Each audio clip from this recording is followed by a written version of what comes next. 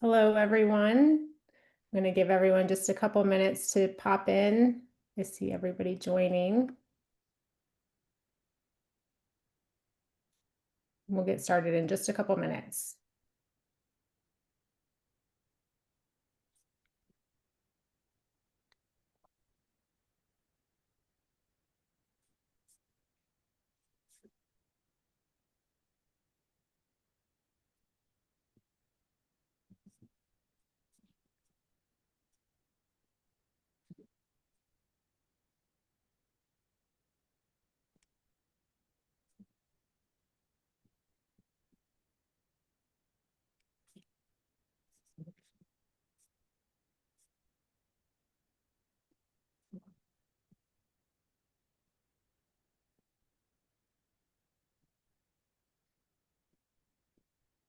All right, well, I think we can probably go ahead and get started. So good evening, everyone, and welcome to tonight's webinar. I am Sarah Jenkins. I'm the Executive Director of the National Association for Continence, and we're really happy to have you here. Just a little bit about who NAFC is. We are a actually 43-year-old nonprofit. That's a small typo. But we're dedicated to improving the quality of life with people with incontinence, people who have voiding dysfunction and other related pelvic floor disorders. We're the leading source of public education and advocacy about the causes, prevention, diagnosis, treatments, and management alternatives for incontinence. And our goal is really to reduce the stigma of incontinence and help provide support to patients and caregivers with incontinence through engaging content on our website, through a weekly newsletter, our podcast, Life Without Leaks, and our social media channels. And we're really glad that you could join us today as we talk about overactive bladder, what it is, how common it is, and the many treatments available to help manage it. We're honored today to have with us Dr. Bilal Chughtai, a nationally recognized board-certified urologist and leading expert in female pelvic medicine, reconstructive surgery, and male voiding dysfunction. Dr. Chugthai completed his medical degree at Stony Brook University and his residency at Albany Medical Center, followed by a fellowship in male voiding dysfunction, neurourology, and female pelvic medicine and reconstructive surgery at Memorial Sloan Kettering Cancer Center and Weill Cornell Medical College. He currently serves as chief of urology at Plainview Hospital, and his research, funded by both the NIH and industry, focuses on improving outcomes for patients with overactive bladder, benign prostate hyperplasia, urinary incontinence, and urinary tract infections. With over 300 peer-reviewed publications, several textbook chapters, and 4 authored textbooks, Dr. Chugthai is truly one of the foremost experts in this field. Please join me in welcoming Dr. Bilal Chughtai. Well, thank you, Sarah, for that kind introduction, and I'm honored to present tonight on overactive bladder. And as Sarah has already mentioned, our agenda, so we'll get started with what is overactive bladder.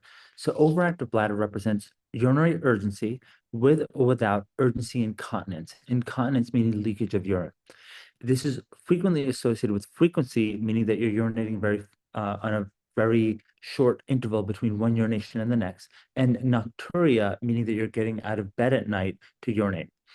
One thing that's important about this definition is that it is in the absence of other diseases and in the absence of a urinary tract infection.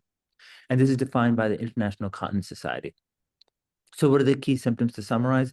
It's frequency, feeling like you have to urinate often, usually 8 or more times in a 24-hour period.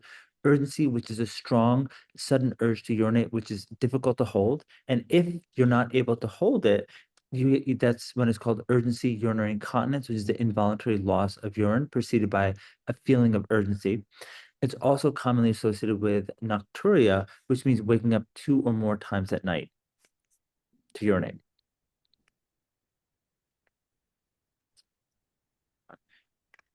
So we'll go next slide. All right, so Overactive bladder is common and more likely to occur with age. So when we look at the US diagram right here, we know that there's over 30 million men and women suffering with overactive bladder. In addition to that, when we look at the right side of this slide, we can see that the prevalence increases in both men and women as they both age. And we can see the prevalence is pretty low, less than 10% in your 20s, and it approaches almost 60 to 70% as men and women age into their 60s and 70s. It's an incredibly common condition, and that's why I think when you look at the pharmacy, we see that there's a whole aisle dedicated to incontinence products because of how common overactive bladder is.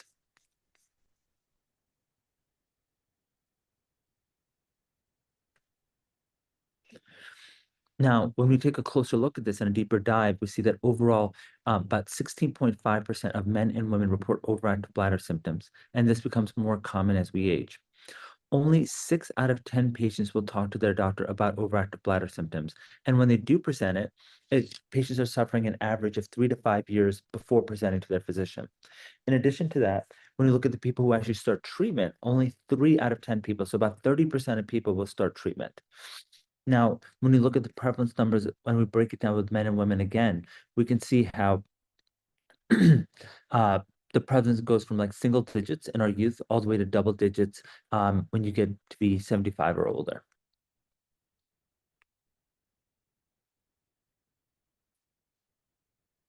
We'll go next slide.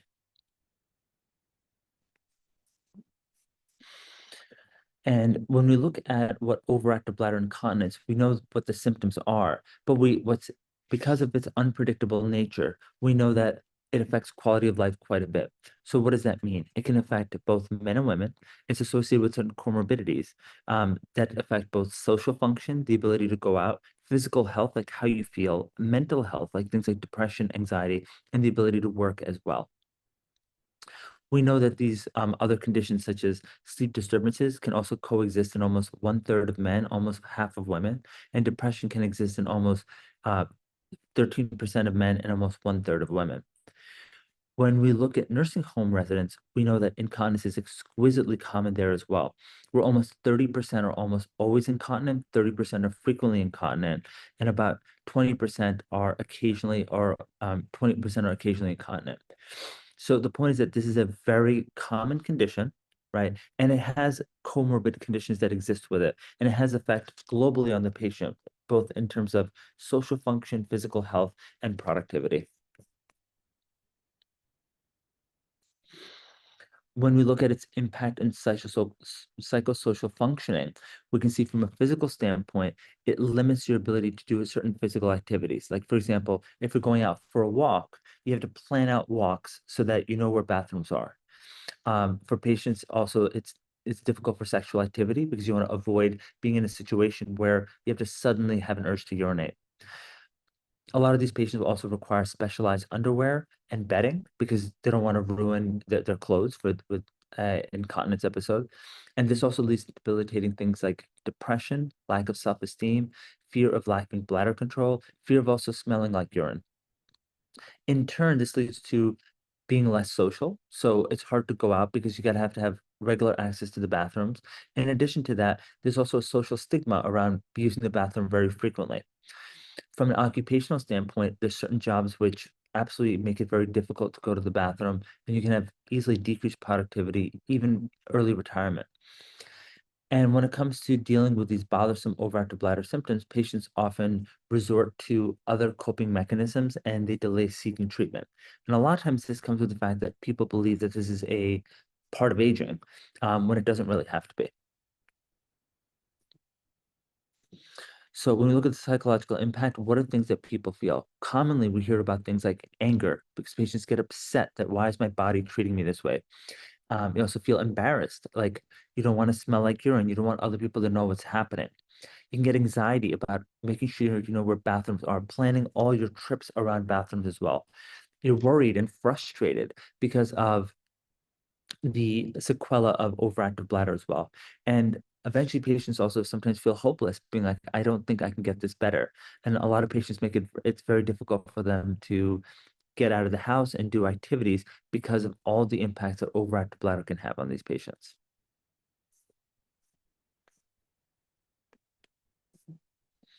So what are adaptive behaviors that are common? A lot of patients have reported to me, you try to drink less water. By drinking less water, they feel like they can control continence better. Sometimes they're carrying extra clothes and emergency overactive bladder clothes, like a whole kit of fresh clothes and pads.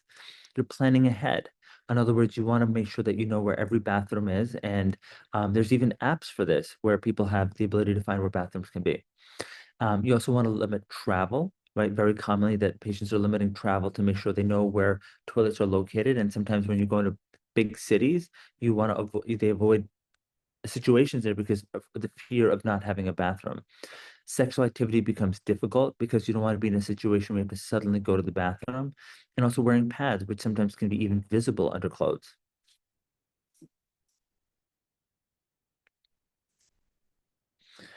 When it comes to the impact of overactive bladder on mental health, we know a lot of patients can feel sad or anxious, and this can make the bladder problems even worse. So what'll happen is many patients will delay seeking treatment due to being embarrassed.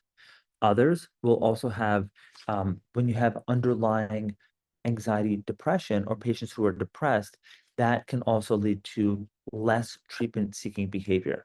Ultimately, what this translates to is that this is a vicious cycle where you've got these feelings, right? And you have this, you're dealing with emotional components and mental health components that are worsening the overactive bladder, and the overactive bladder is worsening the mental health component.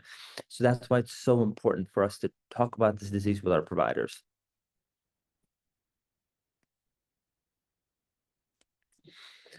And many patients with overactive bladder feel that it's important to be treated, but there can be lots of barriers. The average patient waits about 3.5 to 4 years from when their symptoms begin to when the treatment starts. In addition to that, sometimes you don't even know who to talk to. Do I talk to my primary care doctor? Do I talk to my gynecologist? Do I talk to my family doctor? Who do I talk to? And that makes it also very challenging. And a lot of times patients won't seek care until there's a breaking point, until something happens that you're like, oh, like now I had a fall from getting out of the bathroom, from getting out of bed to go to the bathroom. And now you finally seek care. And there's also a lot of misperceptions with overactive bladder because a lot of patients are embarrassed. More than half of women won't talk to their providers about it. Some people feel that, overactive bladder is not a valid medical condition, although we know it is. Feelings that overactive bladder are something that happens as we age, and we have all these things that we say, things like we start in diapers, we end in diapers, right? There's almost like this normalcy to it. And for male patients, a lot of times overactive bladder can be incorrectly attributed to prostate problems. And a lot of these males will be started on medicines for the prostate when all along they needed bladder medications. And lastly, there's inadequate communication between patients and providers, where a lot of providers are focused on a slew of conditions like diabetes, hypertension, high cholesterol, that ultimately, when it came to the bladder, they weren't able, providers didn't ask about it. When you look at some clinical studies, like there's one which has nearly 100,000 women with urinary incontinence, only one third discuss incontinence with their provider. In addition to that, elderly women are more likely to have urinary incontinence, but they're also the least likely to bring it up to their provider. And sometimes you have to be an advocate for yourself, where you tell your provider things like, "I'm dealing with incontinence," and if the provider doesn't have an answer, maybe they can refer you to someone that does.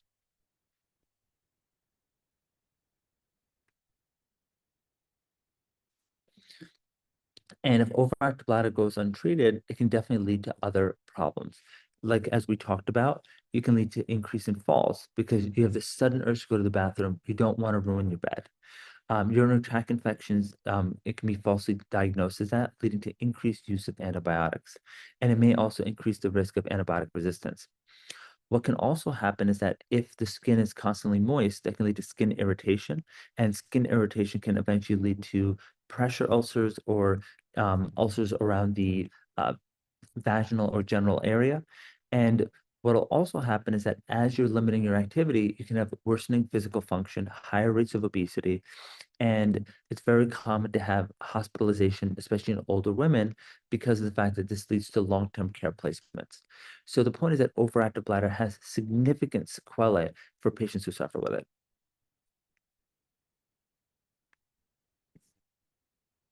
So when we talk about the patient experience, right, overactive bladder, we know is a multi-symptom complex. So what are urgency episodes? A lot of times it's things like, gotta go now, right? When we talk about urge urinary incontinence, it's that leaking that can occur. Frequency is a lot of times described as going a lot. So what are the goals, right? A lot of times when it comes to urgency episodes, it's having fewer bathroom emergencies, having more time to make it to the bathroom. When it comes to urge urinary incontinence, it's having fewer leaks. And with frequency, like patients want to have fewer trips to the bathroom. So overactive bladder is typically split into a couple of different subgroups. OAB wet, meaning that there's incontinence associated with OAB dry without incontinence. But essentially, it is a spectrum disorder where patients can have a varying amount of incontinence depending on a variety of situations. And urinary incontinence is more common in women than men, although we're learning more and more about this, where urge incontinence is also prevalent in men as well. And the degree of urge incontinence tends to increase with age as well. And we know that almost 1/3 of both men and women can experience urinary incontinence.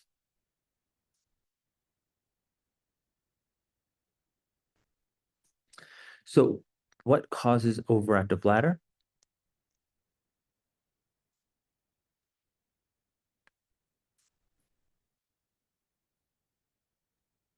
So, when it comes to overactive bladder, so I'm just gonna go back one slide.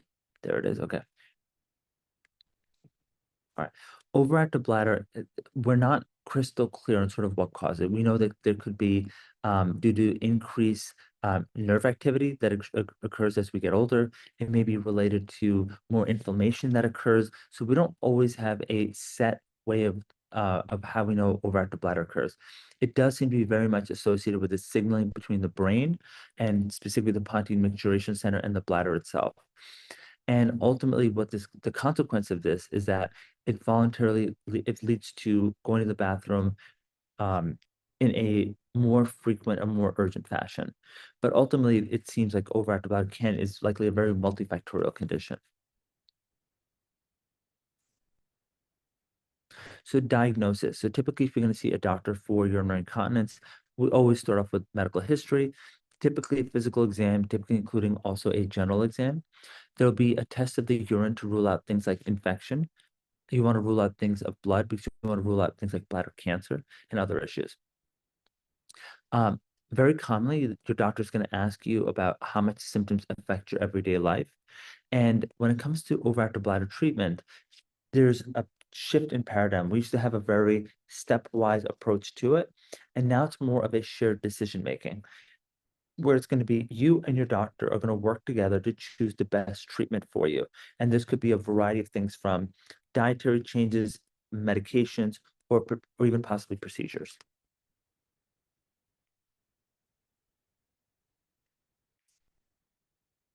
So non-invasive options for overactive bladder include incontinence management strategies. So this is the use of pads, diapering, or barrier creams to protect the skin. There can be the utilization of bladder training or time voiding, which can be helpful too. So ultimately, if you urinate every 2 to 3 hours, whether you feel like it or not, if you were to have an accident, all those accidents would be smaller. There's also behavioral therapies, such as reducing fluid, caffeine, alcohol, weight loss. There's also the utilization of pelvic floor muscle training, which can help strengthen the muscles of the pelvic floor. But also by doing a Kegel exercise when you have that urgency, they can also create a feedback loop to help decrease those urgency episodes. When it comes to, as we see in this diagram, we talk about some of the behavioral changes here, which includes reducing fluid intake, caffeine intake, weight loss. And in addition to that, things that you can also do at home are pelvic floor exercises, time voiding, as well as the use of intake and voiding diaries to help understand what contributing factors can lead to overactive bladder. Pharmacological treatments really come in two varieties. There's the beta-3 agonists, which relax the bladder muscle, increase the bladder's capacity, meaning it's able to hold more urine. They don't interfere with the voiding process. And these beta receptors are localized predominantly in the bladder and gut, so it doesn't have impact on cognitive function. the drugs that we used to use a lot of was anticholinergics, which actually prevent the bladder from contracting by binding to what's called the muscarinic receptor. It stops the bladder from squeezing, and these receptors are located all over the body and even in the brain. So by inhibiting these receptors, there can be a risk of change in cognitive decline.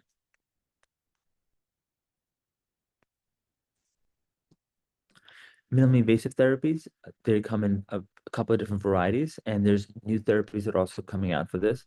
So classically, we talk about sacral neuromodulation for both urinary and bowel control. We can see pictures or examples of them here.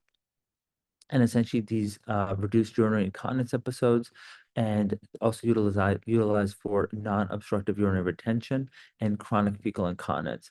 But this is a implant that's placed basically in the hip that helps send a signal to the bladder and the brain to reduce urgency and urge incontinence episodes.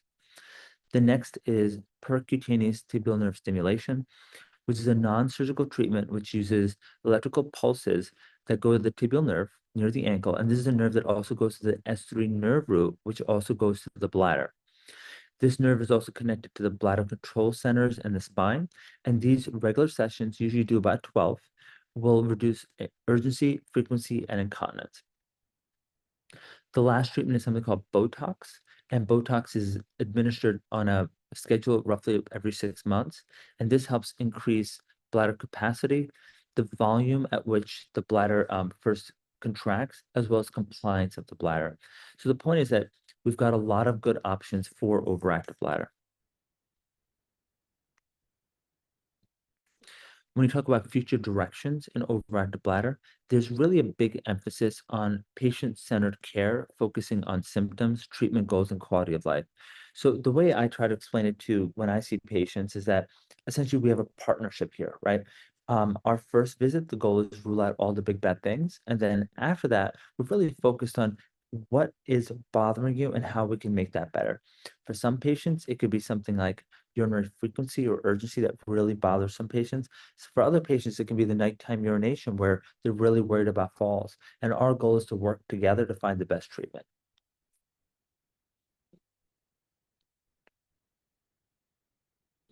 And importantly, NAFC has many resources available, including message boards. They've got podcasts, Life Without Leaks. They also have the ability to find doctors for you, patient newsletters and signups, as well as tools that you can be utilized to help reduce incontinence episodes.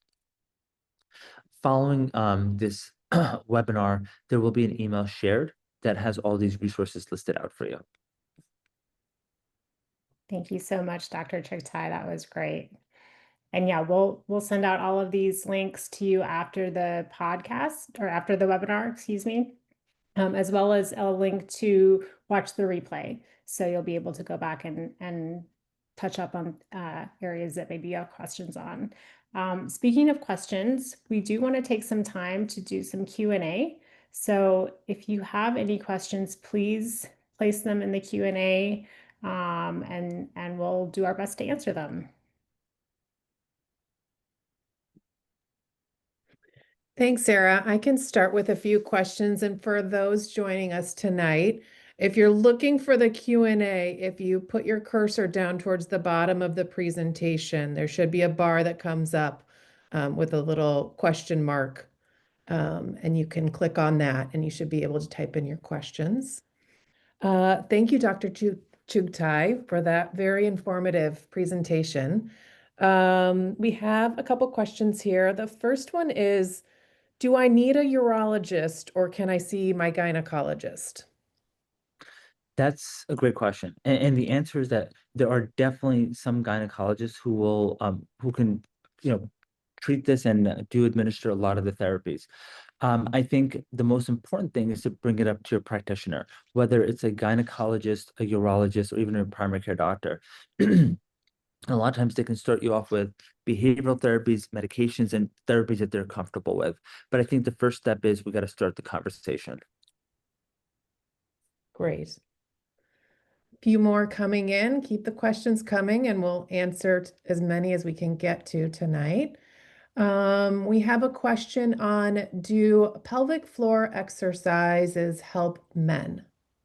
Yeah, so the answer to that is absolutely. So the pelvic floor exercises do help quite a bit and it helps both men and women. So it's something you can definitely try if you're dealing with incontinence episodes. Now, remember, this talk that we gave today is a high level talk. I mean, there are certain conditions that are associated with incontinence where Kegels may not be the right answer. But I think working together with your physician, you can find out if that's going to be helpful for you. But for overactive bladder, generally speaking, it is very helpful. Great. Okay, another one that says, I encountered a study that showed OAB improvement with focused shock wave therapy. I had 4 sessions and am finding some improvement. Doctor, do you have any comment on this form of treatment? Yeah, so there are a lot of new treatments that are coming out. And when it comes to shock wave therapy, we don't have great data on it. I'm glad to hear that you're doing better, but we definitely need more research on that type of treatment to figure out where it fits in our paradigm. Awesome. How successful is Botox? So when it comes to Botox, which is injected inside the bladder, this therapy can be very, very effective, about 80% efficacy for most patients. And I mean, it's one of the few therapies where 30 to 40% of patients administered Botox can be dry after this treatment. So it's very successful if it's right for you. Great. What was the name of the medications that cause cognitive decline? I'm afraid to take those due to Alzheimer's in my family. The pads are really irritating me. I seem to drip all the time. Yeah, so the class of medications is typically called anticholinergic medications, and there's an association with this class of medications and change in cognition over long-term exposure. I think it's important that when you speak to your doctor about the different class of medications, that this is something that you're concerned about, so it can be definitely thought about in your shared decision making with your physician. Great. I've got a few more here. Is there a reason why female patients have a higher risk of urinary incontinence than men? It might just be simply as anatomic because when it comes to men, men have just prostate and a longer urethra, which may lead to a lower rate of incontinence, even though both may suffer from urgency and frequency. The female urethra tends to be much shorter, so therefore incontinence may be a little bit higher in that population. Great. Would you recommend Detrol for some issues? Which issues? Yeah, so Detrol is the brand name of an anticholinergic medication. This medication works by helping the bladder from creating premature squeezes. For patients who have overactive bladder, this is definitely an option to think about. This, medications of this class can have association with dry mouth, constipation, and there is a risk of cognitive decline in this class of medications. But again, we need further work on that. But something to be cognizant with that class of medicines. Um, do you know the percentage of patients that respond to conservative treatment? Yeah, so that's a really nuanced question because it all depends on where you are in the spectrum and where things are. So in other words, if you're dealing with a small amount of urgency and frequency, conservative treatments can work really, really well. There are definitely some patients who have more severe incontinence where conservative treatments can help as well. But I would say that in my practice, I would say about 30% of patients that I see do respond with some improvement with conservative therapies. Great. Um, if the OAB seems somehow connected to laser prostate surgery, oh, hold on. I'm not reading this correctly.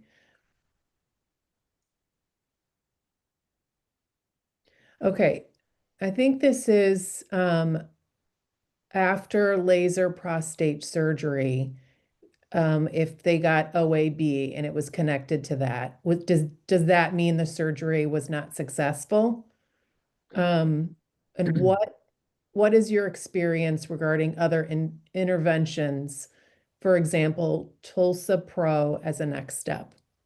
Yeah, so when it comes to men, men can have overactive bladder, they can have enlarged prostate, they can have prostatitis, they can have pelvic floor dysfunction. And sometimes when procedures such as using a laser to remove the inside of the blocking tissue of the prostate is not successful, it could be because there may have been underlying overactive bladder, new onset overactive bladder. It could be not enough tissue was removed.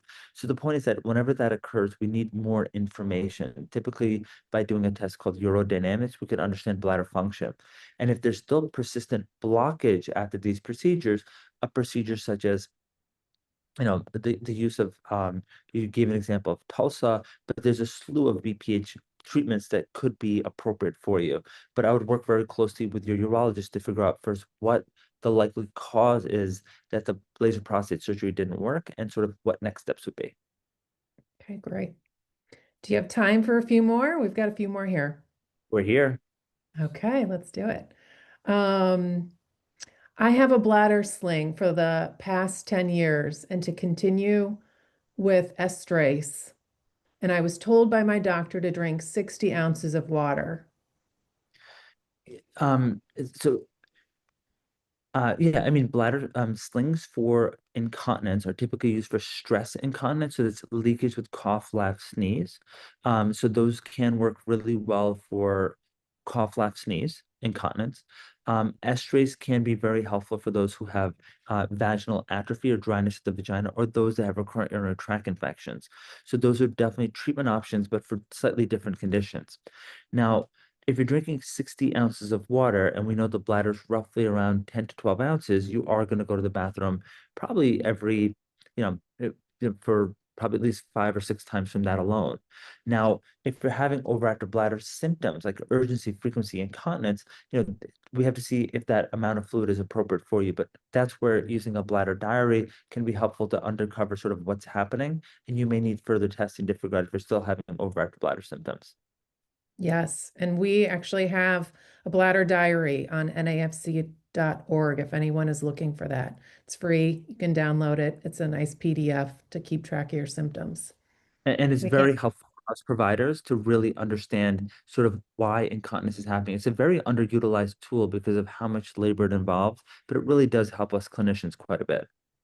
Yeah, We'll that's include a link to that too when we send out the email. okay. A few more here. What about Myrbetriq? Yeah, so mirabetrol is the trade name for a drug, mirabegron, and it's also a beta-3 agonist.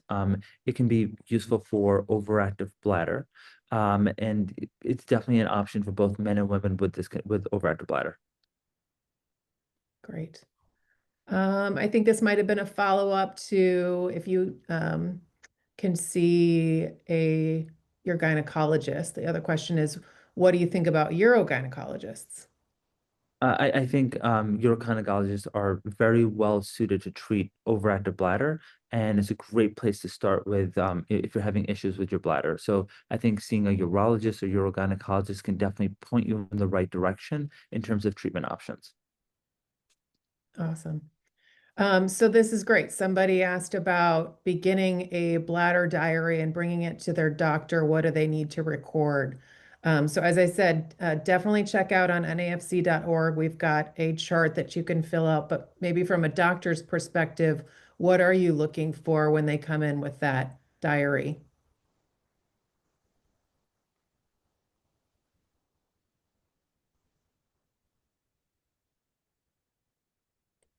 Oh, I think.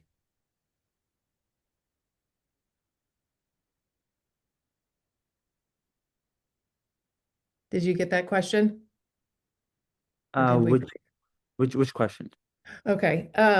Somebody had said they were looking at bringing in a diary to their doctor. And what specifically, when they fill out that bladder diary, will you be looking for? What's most Yeah. important as they make that So we're record?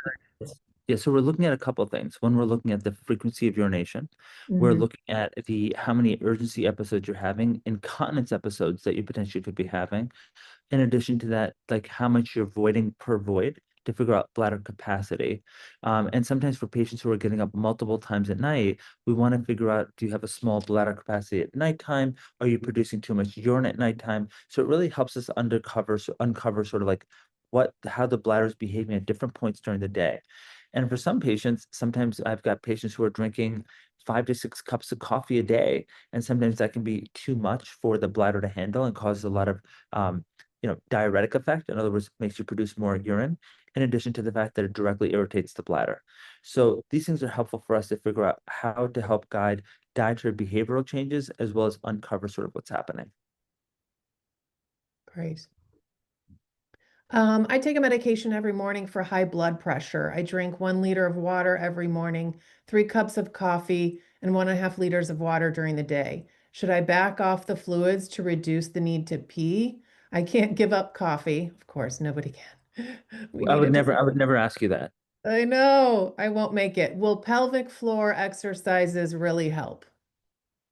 So I would say, right here, we're talking about almost 2.5 liters of fluid. And then we're also talking about 3 cups of coffee. So that is a fair amount of fluid. And then obviously the diuretic also adds on to how much urine you produce. So first thing I'll Oh, start off and with, you know what? Let me add to that. I don't know if I'm pronouncing it right. They are specific. They said they're taking hydrochlorothea, yes, Diaz, that's a diuretic, the 25 milligram. Yeah. hydrochlorothiazide.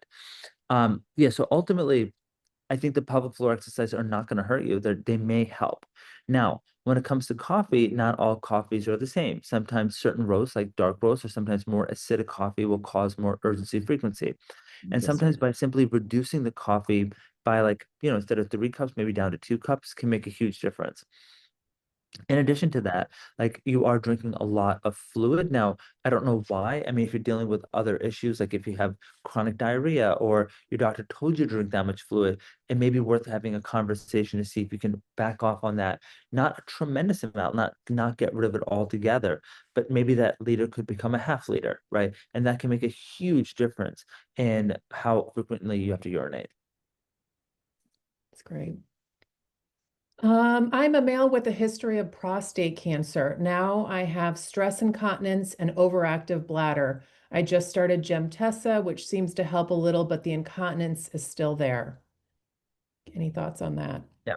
So here we're dealing with a complex picture. So we know that we've got the history of prostate cancer, right? We know we have stress incontinence, which meaning leakage with cough, laugh, sneeze, and you've got the overactive bladder. Now, Gemtesa is designed to really help with the overactive bladder, but that stress incontinence may require other treatments. And typically when it comes to male stress incontinence, there are treatments such as the use of male slings or the use of artificial urinary sphincters. But I think it's definitely worth a conversation with your doctor to sort of parse out, how to address each component of it. And, pelvic floor exercises can definitely help with that as well. Great. Lots of good questions here. I had radiotherapy and my sphincter muscles are shot. What can I do to help with that? Yeah. So when it comes to treatment after I'm assuming prostate cancer here, the sphincter muscles can definitely be addressed, can be compromised. Kegel exercises, the pelvic floor exercises can help quite a bit. In addition to that, if that isn't heading you in the right direction, there is the utilization of, typically when it comes to sphincter muscles, we're talking about stress incontinence, so leakage with cough, laugh, sneeze. And for that, we would talk about the role of either the male sling, but typically that's not done after radiation therapy. It'd be an artificial urinary sphincter. So I think it's definitely worth talking to your urologist to see what different options can be. Great. I've heard that Botox treatments often lead to retention and the need for intermittent catheterization. Is this true for a high number of patients? So Botox can lead to urinary retention, but overall the rates are very low, probably around 6% and probably even lower. It really depends on your underlying bladder condition, but for most patients, the risk of urinary retention is really low, and the risk of starting intermittent catheterization is is extremely low in that population. And even if it were to happen, it's usually for a very short duration of time. So it is a very atypical thing to occur and definitely worth a conversation with your physician to see if that's something that would be high risk given your specific bladder condition. Great. I think we've got a few more here and we can wrap it up. Um, I went through 9 sessions of physical therapy, but it did not help. I ended up taking oxybutynin tab 5 milligrams daily. Do I have to take the medication always? Is there a way to wane away from medication? Yeah, so that's a great question. And the point is, physical therapy does help a lot of people, but there's some people that may not get some benefit from it. Oxybutynin is an anticholinergic medication that helps the bladder contract less often. Typically, these medicines are designed for you to be on it for a very long period of time, if not for the rest of your life. But there are other treatment options, like we had discussed about the role of Botox, the role of sacral nerve modulation. There's also a whole role of tibial nerve implants, percutaneous tibial nerve stimulation. So there are other options you can definitely explore, and as well as other medications. There's no easy way to wane off medications, but you can always try, if you're not doing the behavioral therapies, start them, and maybe you may be able to reduce dosing of the oxybutynin. Great. Thank you, doctor. Next one is, what is a better route, a sling or a urinary sphincter? Yeah, so I would say the better route is both, right? I mean, it really depends on your underlying condition and what the goal is. So slings are very good operations for those with less stress urinary incontinence in men. But the downside of them is that sometimes they're not great for people who are leaking a lot of urine, right? So they're definitely good at getting you drier, but they may not make you completely dry. The artificial urinary sphincter is the gold standard for getting you dry. But the downside of that is that you do have this pump that's in your scrotum that you have to press when you want to urinate. So you do change the way that you urinate. But again, I think it's a great conversation to have with your doctor to see what would be right for you, given your specific condition and how the mechanism of action of the incontinence. Great. I think I could combine. We've got some questions on beverages here. So I'm just going to add all these together and you can go through them. One is that somebody had said they find lemonade quiets down their bladder. What do they think? Or what do you think? Is decaf coffee better? And what about some types of tea? Does that help? Yeah, so when it comes to bladder irritants, they come in a bunch of varieties. I think NAFC probably has some resources on their website that you could look at of common bladder irritants, right? Mhm. And when it comes to certain types of coffee, certain types of teas, I've had patients who tell me they have horrible urgency with coffee, and they went on to find, either low acid coffee, sometimes a light roast of coffee, and they find coffees that were less irritating to the bladder. So there is definitely a role of a variety of seeing how certain things impact your diet specifically. Now, when it comes to lemonade, and if it quiets down your bladder, that's awesome. But just be careful with lemonade. We don't want you to have excess sugar intake, but we don't have great data on specifically lemons and bladder. A lot of patients sometimes find that acidity of the lemon can make sometimes the overactive bladder a little bit worse. But again, if it doesn't affect you, that's great. And if it's helping with the symptoms, I'm all for it. Great. I think we've got 3 more here if you're good with that, and we'll wrap it up. Absolutely. Okay. I had radiation and seeds while I think with my prostate cancer, and it caused I think it's sphincter muscles to not function. Many years later, I have urinary incontinence and leaking all the time. What procedure could I have to make my sphincter muscles work again so I would not leak so much day and night? Yeah. So when it comes to radiotherapy and the utilization of seeds for prostate cancer, urinary incontinence can occur, but this urinary incontinence can be multifactorial. It could be sometimes related to the sphincter, sometimes related to the bladder. I would definitely work with your urologist to figure out the role of Kegel exercises, the role of artificial urinary sphincters that may be utilized to help with this. But some of this may also be bladder related, where overactive bladder drugs may also help as well. So I think there's definitely worth having the conversation for someone who specializes in, functional urology, male incontinence, to help you come up with next steps. Great.